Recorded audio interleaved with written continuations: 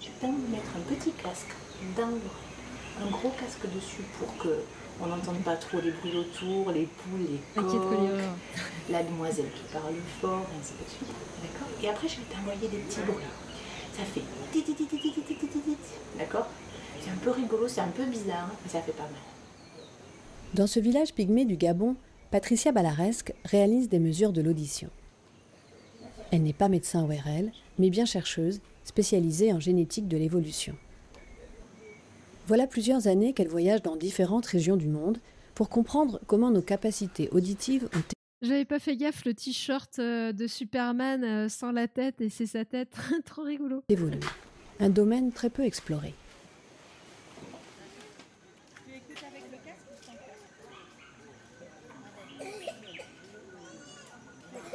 Comment est-ce que notre environnement, comment la structure des biotopes, dans lesquels finalement ont vécu les hommes pendant extrêmement longtemps, sans aménagement urbain tel qu'on les connaît aujourd'hui, ont façonné notre audition. Ça, aujourd'hui, on ne le sait pas du tout. Nous avions choisi les populations en fonction d'hypothèses particulières. Donc, la première, c'était notamment que les populations vivant en zone forestière auraient des sensibilités auditives protégées. Donc moi, je m'attendais à ce que dans ces milieux-là, qui sont caractérisés par des forts contrastes auditifs, c'est-à-dire Salut bruit de fond Maski. nul et Oh, t'excuses contraste pas. et bruit ponctuel élevé, on ait une sensibilité moyenne plus élevée. Après le Gabon, Attendez, du Patricia coup, j'ai dit, Balaresque. j'ai mon jour. On ait une sensibilité. Alors, ce qui est intéressant, ce que je trouve bien, c'est qu'elle dit je pars de telle hypothèse et je m'attends à ça. Donc, ça, c'est la démarche scientifique. J'ai une hypothèse de départ et du coup, je vais tester mon hypothèse. C'est-à-dire bruit de fond nul et contraste et bruit ponctuel Attends, élevé, j'ai pas assez. Je suis nulle pour milieux-là, remettre qui en sont arrière. caractérisés par des forts contrastes auditifs, c'est-à-dire bruit de fond nul et contraste et bruit ponctuel élevé, on ait une sensibilité moyenne plus élevée. Après le Gabon, Patricia Balaresque a mené son étude en Équateur, auprès de populations quechua vivant en altitude, ainsi que dans les steppes d'Ouzbékistan et auprès d'Européens des zones urbaines. C'est vrai, je trouve. L'objectif est de pouvoir comparer l'impact d'environnements très différents sur le fonctionnement de notre oreille interne. C'est vrai que ce que tu dis, je trouve, c'est exactement. Je me faisais exactement la même réflexion que toi. Dans l'auditif, vous avez bien sûr l'oreille, l'appareil auditif, mais aussi le cortex auditif au niveau cérébral. Et comme on est le produit de notre environnement et qu'on sait que le cerveau va se développer en fonction des stimulations de notre environnement aussi. Donc effectivement, je ne sais pas là, on parle de l'oreille beaucoup, donc de l'appareil auditif. Elle n'a pas encore parlé de cerveau, donc je ne sais pas si ça a été pris en compte dans son, dans son étude aussi, mais les deux sont intéressants aussi, hein. Les deux sont intéressants. Est-ce que l'appareil auditif a évolué d'une certaine façon ou est-ce que c'est plutôt au niveau du cortex auditif que les choses se sont faites? Je ne sais pas si son étude va pouvoir déterminer ça. Et pourquoi c'est toujours en Afrique qu'on va toujours les embêter? Je ne sais pas. Après, si tu cherches, enfin, en Europe, je pense que tu vas pas trouver beaucoup de populations qui sont vraiment isolées des enfin, je sais pas, il y a pas qu'en Afrique, hein, qu'il y a ce type de population, mais qui sont vraiment isolées de tout ce qui est bruit urbain, de l'urbanisme. Mais encore une fois, il y a pas qu'en Afrique qu'il y a des populations qui sont potentiellement isolées de bruit urbain, quoi. J'ai une hypothèse et je vais tout faire pour la valider. Ah non, c'est pas ça. Oui, non. C'est ce qu'on disait l'autre jour, c'est que quand le problème de certains vrais, faux scientifiques, mais clairement biaisés, c'est qu'ils ont une hypothèse et ils vont faire dire aux résultats ce qu'ils veulent faire dire, ou ils vont faire les expériences qu'ils veulent pour aller dans leur sens de leur hypothèse. Et ça, c'est problématique. Mais à la base, on part bien d'une hypothèse, et on expérimente et on voit si ça colle ou pas à l'hypothèse. Mais malheureusement, voilà, il y en a quelques-uns. Mais en général, ils sont débunkés, hein, parce qu'encore une fois, la science, se fait par consensus, hein. C'est pas une seule étude qui va prouver quelque chose. Il faut qu'il y ait des recoupements avec plusieurs études pour arriver à un consensus. Donc, c'est se baser sur une seule étude comme un truc de vérité, c'est rarement bon. Oui, il y a d'autres endroits dans le oups, il y a d'autres endroits dans le monde. Pas plus tard qu'hier, j'ai croisé un gamin avec double implant cochléaire. Ouais, il y a ça aussi. Ça aussi, c'est un débat, l'implant cochléaire. Mais, euh, mais oui, oui, il y a c'est ce côté appareil auditif et cortex auditif, effectivement. Très bonne Chaque remarque. fois, elle procède à la même mesure, appelée auto-émission acoustique. L'idée, c'est de venir stimuler votre oreille sur une large gamme de fréquences et en retour, l'oreille va produire elle-même un son que je vais enregistrer et l'ordinateur va reconstruire la courbe de sensibilité. Au plus l'oreille va répondre, au plus la réponse sera élevée et j'aurai donc une courbe qui suivra ces intensités variables. Attendez, On va attendez. reconstruire la courbe, l'oreille va produire Même mesure, appelée auto-émission acoustique. L'idée, c'est de venir stimuler votre oreille sur une large gamme de fréquences et en retour, l'oreille va produire elle-même un son que je vais enregistrer et l'ordinateur va reconstruire la courbe de sensibilité. Au plus l'oreille va répondre, au plus la réponse sera élevée et j'aurai donc une courbe qui suivra ces intensités variables. Voilà, Ok. Sans dire avoir un gros niveau en sciences, mais apprendre les fondamentaux de la démarche scientifique. Qu'est-ce qu'une théorie, un postulat, comment on prouve quelque chose, etc. Bref, la méthode. Parce qu'on n'apprend pas ça à l'école. Ouais, ou pas assez clairement, enfin, ou alors faut avoir fait S, et même en S, effectivement, c'est pas hyper bien. Enfin, si, on nous en parle, hein, on t'en parle quand même, mais c'est vrai que effectivement, théorie, postulat, hypothèse et conclusion, par exemple, c'est vrai que c'est important. Mais c'est pour ça que quand on parle de recherche, en général, j'essaie de rappeler à chaque fois on part, voilà, d'hypothèses. Pourtant, j'ai pas fait de recherche, hein. Je n'ai pas de thèse, je ne prétends pas, je ne suis pas chercheuse de base, je suis pas une scientifique à proprement parler. J'utilise les sciences pour mon métier, mais je n'ai pas fait de thèse. Mais j'ai les bases, on va dire, effectivement, de bien comprendre. Voilà, c'est pas. Cette démarche-là d'hypothèse, on teste l'hypothèse, l'hypothèse est validée ou elle n'est pas validée, et après le consensus qui se fait après avoir mis en commun le travail de plusieurs personnes pour valider in fine ou pas une théorie qui n'est qu'une théorie à l'origine, quoi, ou un postulat. je vais démarrer le test, donc je vous demanderai de ne pas parler Mais ouais, pendant la durée du test. ce serait bien de l'apprendre à l'école, quoi. Cette mesure objective, Je ne suis pas hyper docteur. Non, non, non. Ni méta-docteur, ni quoi que ce soit. Non, non. Non, je suis orthoprothésiste à la base, donc dans le paramédical. Donc j'ai des connaissances médicales et des connaissances scientifiques, mais non, non, pas docteur ni hyper Pendant docteur. la durée du test. cette mesure objective, indépendante du ressenti de la personne, permet des comparaisons entre individus et entre populations.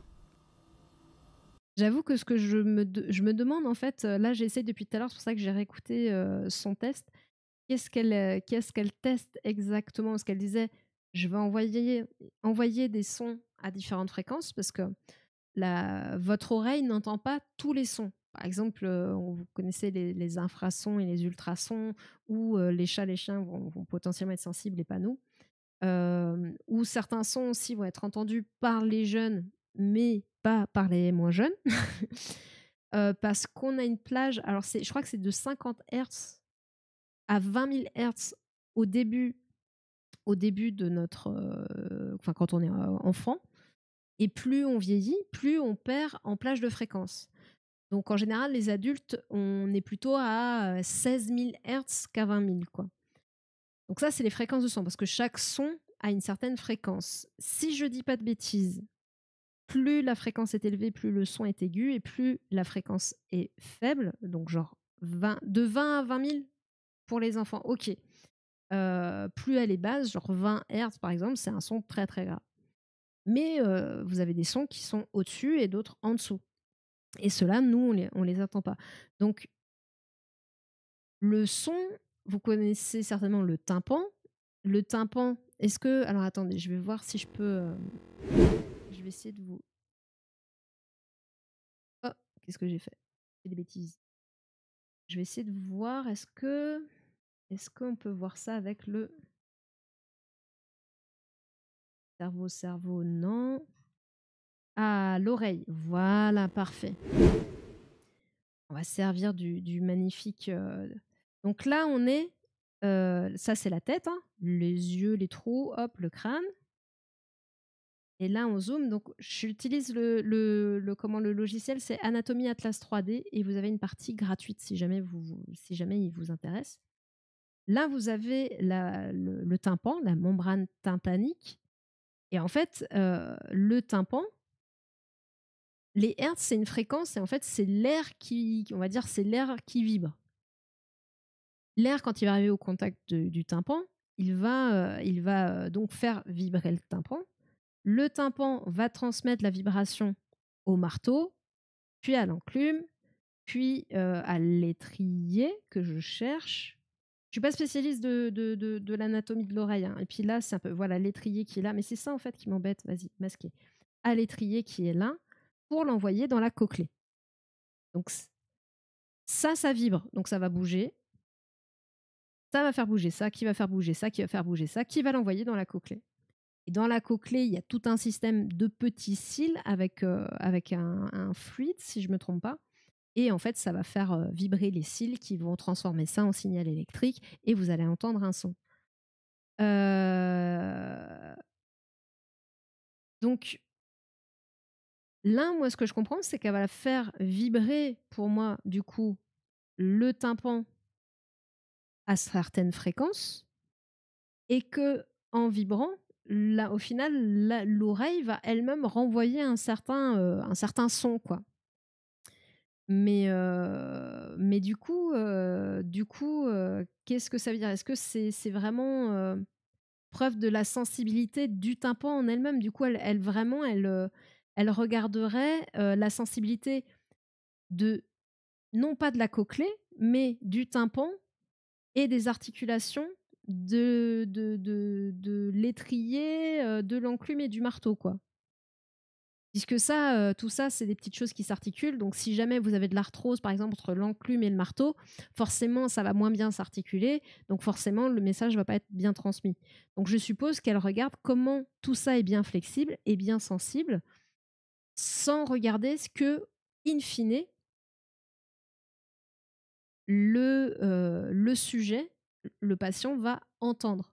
Donc là, on en revient à ce dont tu parlais, à Schtroumpf. Si j'ai bien compris, hein, la logique derrière ce test, si j'ai bien compris, l'idée c'est on chante justement le cortex auditif, puisqu'on ne regarde pas ce que la personne entend, mais on va regarder comment son organe, le tympan et les petits osselets, comment tout ça est sensible ou pas sensible, comment ça bouge. L'audition, l'acoustique et la psychoacoustique, ça a été assez passionnant à une période. Et si je ne me trompe pas, de stage, lol. Efficient, c'est acousticien. Ouais, je crois qu'il a un diplôme là-dedans, effectivement. Ouais. Donc, j'espère ne pas vous dire de bêtises. Et si jamais vous n'êtes pas d'accord avec mon raisonnement ou si vous n'avez pas compris mon raisonnement, n'hésitez pas à me poser des questions dans le chat. Vraiment, encore une fois, sentez-vous libre de poser des questions et de ne pas être d'accord avec moi. Il n'y a pas de problème. Encore une fois, je n'ai pas la science infuse, mais j'ai l'impression de comprendre ça. Donc, la question qu'on se posait, mais il y a l'appareil auditif et le cortex auditif. Donc, qu'est-ce qu'elle va étudier? Au vu de ce qu'elle propose comme test, j'envoie un son et je regarde au final comment l'oreille, entre guillemets, la répond, mais en fait, comment tout ça bouge. C'est effectivement la sensibilité de cette partie-là qu'elle regarde. Donc, pas de cortex auditif là-dedans. C'est ce que je comprends. J'espère ne pas vous dire de bêtises. Là, je suis sur de la logique pure par rapport à ce qu'elle dit, par rapport au fonctionnement de l'oreille. Voilà. Dans cet exemple-là, nous avons un profil de femme pygmée née en 1965 où on peut voir qu'on a une sensibilité auditive qui est très élevée. On a les mesures qui sortent du cadre qui a été défini pour une population européenne. Donc la machine n'est pas capable visuellement de nous rendre compte de la réponse de l'oreille tellement elle est élevée à stimulation égale de ce qu'on pourrait faire sur une personne en Europe. Voilà, là on a un profil pour une personne exactement du même âge en France, mais on voit clairement un profil bien plus atténué que précédemment. Les populations qui vivent... Donc l'oreille est beaucoup plus sensible chez la personne pygmée, là, en l'occurrence, que chez une personne européenne. En forêt tropicale ou à proximité des forêts tropicales, Alors si je suis ma logique, en gros, son oreille, ce qu'on a vu là, tympan et marteau enclume étrier, tout ça bouge beaucoup mieux qu'en Europe, quoi. Tropicales ou à proximité des forêts tropicales présentent des sensibilités auditives parmi les plus élevées. Dans ces zones-là, on n'a pas étudié des populations qui sont que d'une seule origine, ni linguistique ni génétique. On a étudié deux types de populations, une population de pygmées et une population de fans, qui sont des agriculteurs, et on obtient les mêmes résultats pour les deux. Donc ça veut dire que ce n'est pas un problème culturel, c'est plus un problème de biotope. Donc là, on a clairement le biotope forêt qui semble se détacher. Deuxième environnement qui semble se détacher, c'est l'altitude. On a vraiment une sensibilité à l'altitude qui est beaucoup plus basse que chez toutes les autres populations. Comment expliquer cette différence de sensibilité par rapport aux autres populations? Pour l'instant, on ne peut pas répondre. Quel est l'impact? Alors là, tout de suite, si j'ai bien compris son test et si je suis dans la bonne logique, le fait d'avoir une sensibilité plus basse, en altitude, vous avez une pression atmosphérique différente aussi. Donc ça pourrait peut-être être aussi responsable de ça, de cette différence qu'ils n'arrivent pas à expliquer. Après, c'est une étude. Encore une fois, on en revient à ce qu'on disait au début. Hein, en gros, c'est une pièce d'un puzzle qu'il va falloir compléter pour confirmer ou infirmer ces résultats que j'ai envie d'appeler des pré-résultats. Mais bon, c'est pas des pré-résultats, c'est des résultats et c'est une pré-analyse plus ou moins, quoi. Pression atmosphérique plus faible. Ouais, mais c'est pour ça peut-être que ça peut expliquer la différence de réponse, mais je sais pas. Surtout que sachant que si elle les a testés en altitude ou pas en altitude, parce que du coup, il y a plein de choses, ça diffère pas mal aussi dans je suppose que la transmission du son est peut-être un petit peu différente selon la pression atmosphérique, mais alors là, c'est vraiment pas mon domaine de le son selon la pression de l'air. Ça doit certainement changer des choses au niveau du transfert. Donc, est-ce qu'elle a testé ces personnes là-haut? Est-ce qu'elle les a fait descendre? Je sais pas. Elle a l'air d'avoir été dans les milieux où les gens vivaient, donc je sais pas. Et pourtant, le niveau sonore naturel des forêts tropicales est assez élevé. Bah après, il est assez élevé, mais en même temps, tu dois être sensible à repérer peut-être le son qui est important ou pas dans la masse de son, parce que c'est quand même un environnement. Enfin, je sais pas. Après, est-ce que comme on disait, si encore une fois, hein, mais insuffisant en l'espèce, exactement.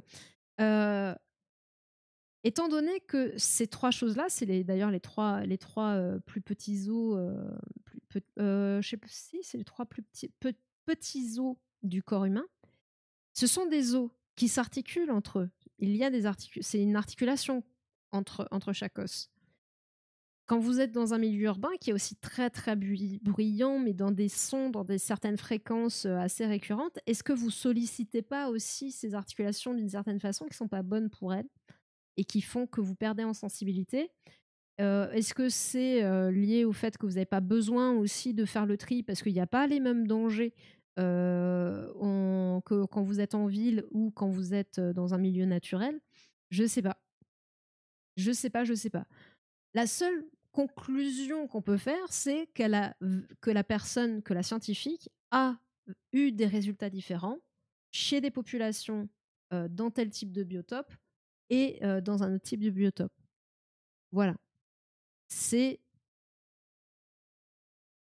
les Acte d'un résultats. milieu ouvert comme les steppes d'Ouzbékistan sur ses habitants, les résultats révèlent un profil auditif intermédiaire, proche de celui des Européens, peut-être parce que les populations échantillonnées.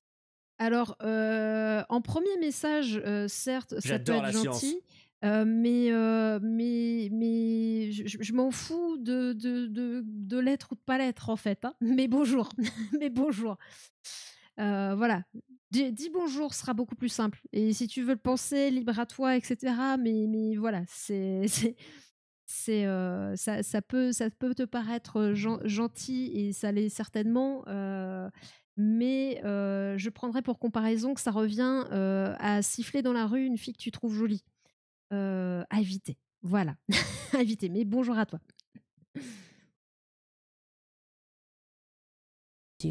Vivent dans un milieu en partie Ah, urbanisé. attendez, je reviens un peu en arrière parce que du coup, j'ai pas bien écouté. Moi, mais visiblement, ma sensibilité. Milieu ouvert comme les steppes d'Ouzbékistan sur ses habitants, les résultats révèlent un profil auditif intermédiaire, proche de celui des Européens, peut-être parce que les populations échantillonnées vivent dans un milieu en partie urbanisé.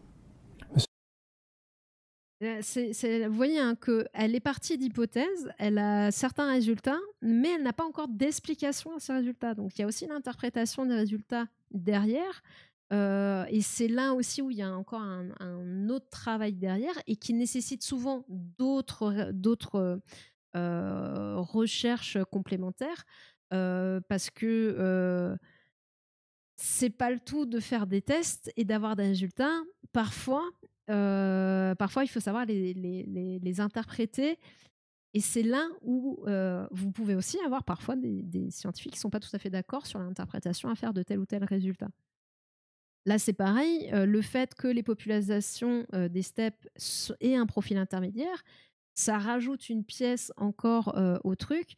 Il y a une autre question que je me posais aussi par rapport à ce que tu disais sur l'environnement bruyant en forêt. La forêt, c'est potentiellement assez dense. Donc, est-ce que les sons aussi n'ont pas la façon dont le son aussi va évoluer dans l'environnement? Comment cette vague en fait qui se propage dans l'air va évoluer dans cet environnement?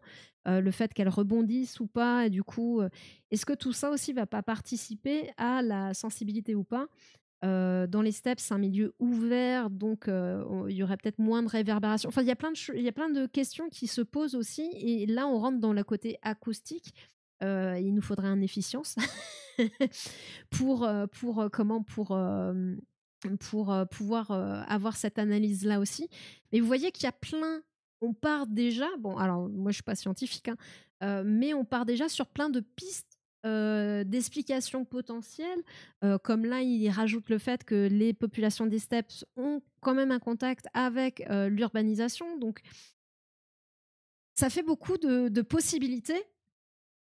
Donc, interpréter des résultats en donnant juste en disant bah, c'est à cause de ça, on se rend compte que c'est bien plus complexe que ça. Et vous vous rendez compte aussi par là de la complexité de la recherche scientifique. Que c'est pas si simple d'avoir des réponses, en fait, tout simplement. Hein. L'environnement urbanisé, d'où sous-entendu le cortex auditif. Non, non, non. Je vois pas pourquoi tu dis ça, je trouve. Le fait que l'environnement soit urbanisé, c'est on a vu que en Europe, a priori, les personnes qu'elle a, en tout cas auxquelles elle a fait le test, sont dans un environnement urbanisé. Mais comme je disais, par rapport à son test, pour moi, elle ne fait pas. Mais peut-être que je me trompe, hein, encore une fois. Donc c'est vraiment à prendre avec précaution. J'ai juste fait une réflexion logique par rapport à l'anatomie de l'oreille et au test qu'elle propose, ce que je pense qu'elle teste. Mais peut-être que je me trompe.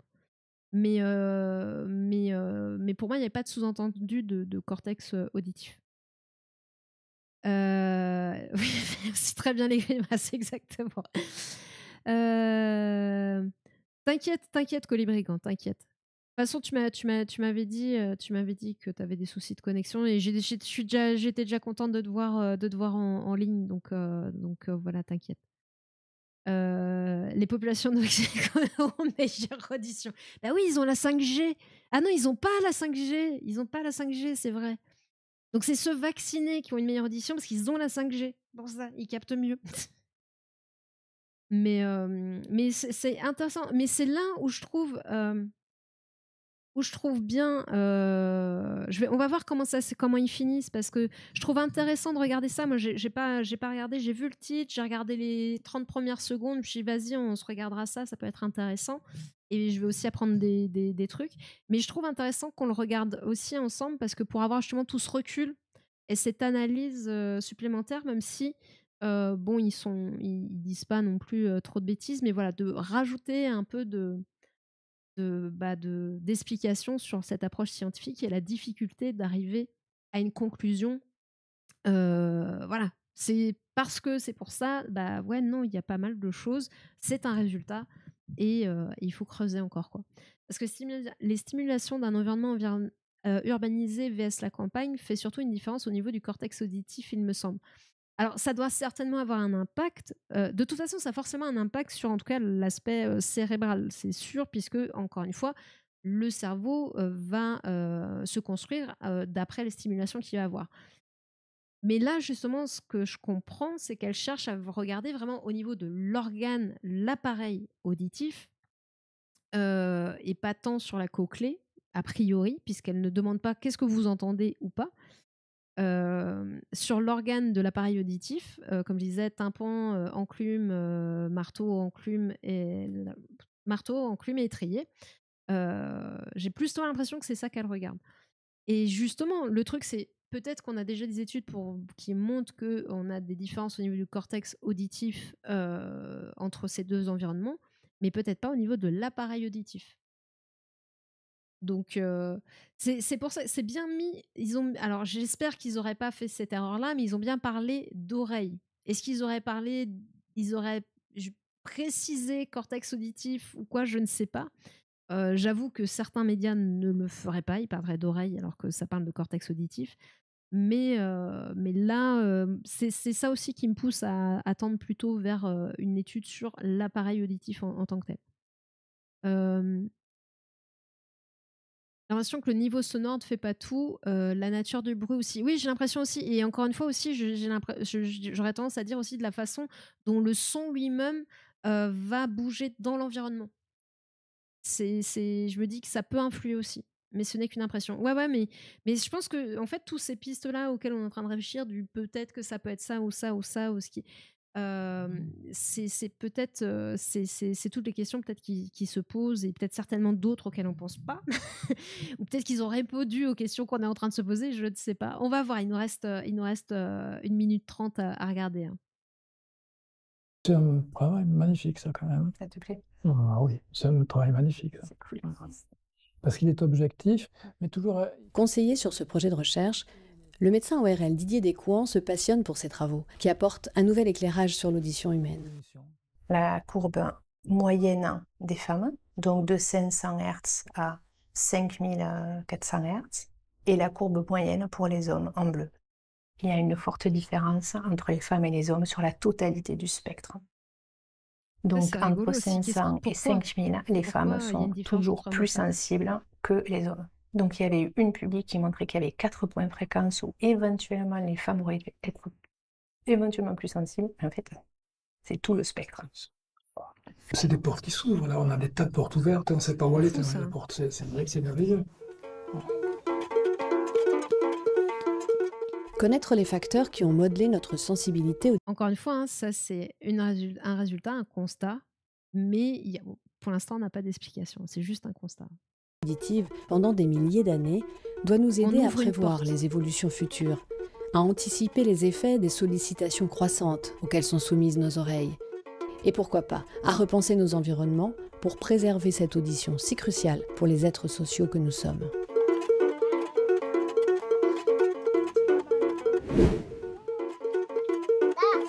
Effectivement, l'audition, c'était bref, mais hyper intéressant. Hyper intéressant parce que Là, alors c'est là, je trouve un petit peu dommage par rapport à ce mini reportage sur l'oreille et son adaptation selon le biotope, selon l'environnement, que justement ils n'aient pas été plus clairs. Alors elle a bien expliqué le test qu'elle faisait, mais c'est vrai que pour des néophytes non spécialistes de l'oreille, bien préciser qu'on parlait de l'appareil auditif et non pas. Merci Henri. Anna n'est pas là, du coup c'est toi. Qu'on parlait de l'appareil auditif parce que encore une fois, hein, c'est ce qui t'as dit oreille. Oui, mais j'ai dit oreille tout le long. C'était ce qui paraît le plus logique au vu de la description de ce test et du fonctionnement de l'oreille, et pour éliminer l'inconnu, et pour éliminer la partie cortex auditif. Parce qu'effectivement, vous avez l'oreille, puis ensuite tout ce qui va être signal nerveux et l'interprétation au niveau du cerveau. Donc ça aurait été bien de que ce soit un peu plus carré. Ce qui est hyper intéressant, c'est de voir qu'elle est partie d'une hypothèse, elle a fait ses expériences, elle a des résultats, mais l'interprétation de ces résultats, aujourd'hui, en fait, ces résultats sont que c'est un constat, mais l'interprétation, pourquoi il y a une différence. Par exemple, entre les hommes et les femmes, on a vu ça en tour dernier, les femmes, pardon, ont une oreille plus sensible que les hommes. Mais pourquoi? On ne sait pas. On voit des différences aussi entre les populations qui sont dans un biotope, on va dire, en forêt, qui sont en milieu urbanisé, qui sont plutôt dans un milieu de steppe. Il y a des différences. Une oreille très très sensible chez les personnes qui sont dans un biotope plutôt forêt, beaucoup moins sensible chez les personnes dans un milieu urbain, et un peu intermédiaire dans les steppes. Mais le truc, c'est que comme ils sont aussi un peu exposés au milieu urbain, voilà, on ne sait pas. Donc, des résultats hyper intéressants qui ouvrent une porte, mais qui aussi ouvrent à plein de questions, et notamment pourquoi on observe ces différences. Et est-ce que aussi à terme on pourra du coup peut-être protéger la sensibilité de nos oreilles, voilà, garder la sensibilité qu'on pourrait avoir peut-être. Voilà, qu'est-ce qui explique qu'on a moins de sensibilité? Enfin voilà, c'est une porte ouverte. Ce sont des résultats et qui ouvrent encore à plein de questions, et voilà, et c'est super, super intéressant, quoi. Les femmes voient aussi plus de couleurs que les hommes en général. En gros, ça ouvre la porte à toutes les fenêtres. J'irai pas jusque-là, mais c'est une étape de la recherche, de la recherche, en fait. C'est vraiment le début. Ce qu'on a pu observer lors de ces 6 minutes de petits reportages, c'est vraiment le tout début d'une recherche. D'ailleurs, c'est un projet de recherche en soi. Mais c'est déjà intéressant, puisque c'est des résultats qu'on n'avait pas, et on ne savait pas que voilà, il y avait des différences de sensibilité selon le biotope, selon l'endroit où vous vivez. Et maintenant, reste à répondre à toutes les autres questions. Pourquoi, comment, voilà, à quoi c'est dû. Donc voilà, c'est hyper, hyper intéressant.